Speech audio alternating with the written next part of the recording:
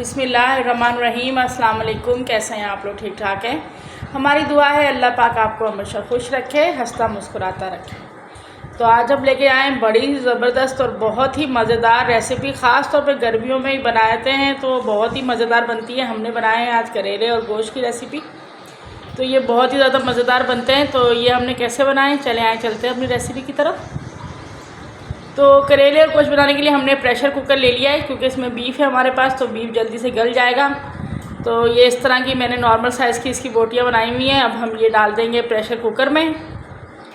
और इसके साथ ही हमारे पास एक प्याज है जिसको हमने स्लाइसिस में काट लिया है, ये डाल देंगे। अदरक लहसुन का पेस्ट है मेरे पास 3 बड़े खाने के चम्मच। और इसके साथ ही हमारे पास एक बड़ा टमाटर है जो कि क्यूब्स में करा हुआ है हमने, ये भी डाल देंगे। 1 चम्मच नमक है और 2 चम्मच हमारे पास पिसी हुई लाल मिर्च है।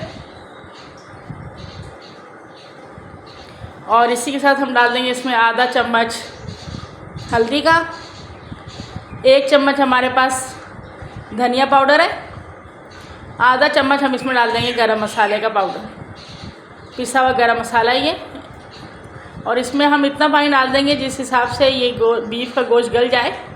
तो ये गोश्त की उस पर होता है कि वो कितना ज़्यादा पानी लेता है, तो आप अपने अंदाजे से पानी डाल दीजिए इसमें। अब इसको हम प्रेशर लगा के तकरीबन रख देंगे 3 सीटी के लिए, ताकि गोश्त अच्छे से गल जाए। तो तकरीबन 3 सीटी हो चुका है और गोश्त देखें ये अच्छे से गल गया है माशाल्लाह से। और मसाला भी बिल्कुल, इसका पानी जो है बिल्कुल ड्राई हो चुका है। तो ये देखिए बिल्कुल अच्छा सा मसाला बन चुका है। अब इसको हम रख देंगे दोबारा से चूल्हे के ऊपर और इसमें डाल देंगे हम आधी प्याली हमारे पास घी है। आप चाहें तो ऑयल भी यूज़ कर सकते हैं। तो इसको डाल के इसको हमने गोश्त को अच्छे से भूनना है। और भूनने में बिल्कुल भी कंजूसी नहीं होनी चाहिए, क्योंकि जब तक गोश्त की भुनाई ना हो तो गोश्त का फ्लेवर अच्छा नहीं आता है। तो तकरीबन मैंने इसको आधा घंटा भुनाई की है उसकी हल्की आंच पे। तो देखिए ऑयल भी सेपरेट हो चुका है और गोश्त हमारा अच्छे से भुन चुका है। अब हम ले लेंगे एक कढ़ाई और ये हमारे पास है करेले। मेरे पास आधा किलो के करीब करेले थे। इसको मैंने अच्छे से छील के तकरीबन नमक लगा के रख दिया था। अब अच्छे से धो लिया है। तो ये देखिए इस तरह बारीक काट लेने, बहुत ज़्यादा मोटे करेले नहीं काटने हैं। ये हम डाल देंगे ऑयल में। ऑयल में डाल देने के साथ ही इसको हमने कर लेना है अच्छा सा फ्राई, ताकि बहुत ज़्यादा करेलों को हमने डार्क नहीं करना है, या हल्के हल्के लाइट से करेलों का हमने फ्राई करना है। तो ये देखिए अच्छे से करेले फ्राई हो चुके हैं और बस ये क्रिस्पी हो गए। अब इसको हम निकाल लेंगे। तो बस निकालने के बाद अब हमने उसी ऑयल कढ़ाई में हमने डाल देना है 2 प्याज हमारे पास कटे हुए।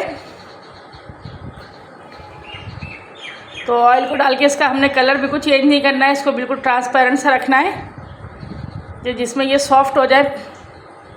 अब इसके साथ ही इसमें हम डाल देंगे, हमारे पास 2 बड़े टमाटर हैं और 3 से हरी मिर्चें हैं जिनको हमने बारीक काट लिया है।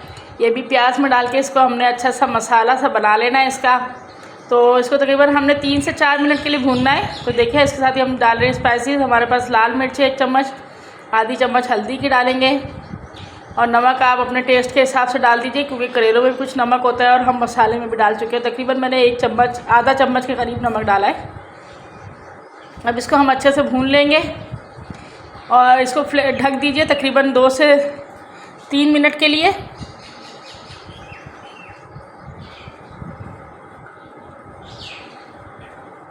तो ये देखिए हमने ढक दिया और मसाला अच्छे से बन चुका है इसका बिल्कुल। अब इसी में हम डाल देंगे जो करेले हमने फ्राई करके रखे हुए थे, वो डाल देंगे और इसको डाल के मिक्स कर लेना है।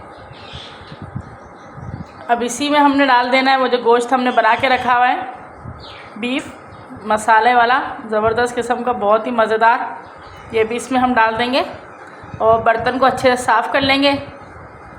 और इन दोनों चीज़ों को डाल के मसाले में हमने अच्छे से मिक्स कर लेना है।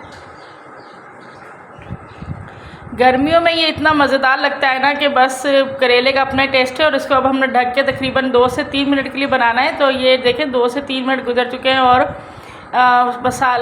गोश्त ने अपना ऑयल भी सेपरेट कर दिया है और मसाला हमारा गोश्त वगैरह और करेले सब अच्छे से मिक्स हो चुके हैं। तो ये देखिए बिल्कुल तैयार है। तो अब इसको हम निकालते हैं बाउल में। तो ये देखिए हमारे मज़ेदार करेले और गोश्त की रेसिपी तैयार हो चुकी है। बहुत ही मज़ेदार और बहुत ही शानदार रेसिपी बनती है ये। और इसके साथ तंदूर की रोटी भी हो या चाहे घर की आप रोटी इस्तेमाल करें तो बहुत ही लजीज़ है। अगर आपको हमारी रेसिपी पसंद आ रही हो तो प्लीज़ इसे लाइक कीजिए, अपने दोस्तों में शेयर कीजिए, और अगर हमारे चैनल पर नए हैं तो चैनल को सब्सक्राइब कीजिए और हमें कमेंट्स करके बताएं कि आपको हमारी रेसिपी कैसी लगी है। आपकी जो कमेंट्स होते हैं वो हम पढ़ते हैं और हमें बहुत अच्छा लगता है जब आप लोग हमें बताते हैं हमारी रेसिपी के बारे में, तो ये आपकी मोहब्बत होती है। तो ये देखिए हमारा बिल्कुल तैयार हो चुका है। अपनी दुआओं में याद रखिए। अल्लाह हाफ़िज़।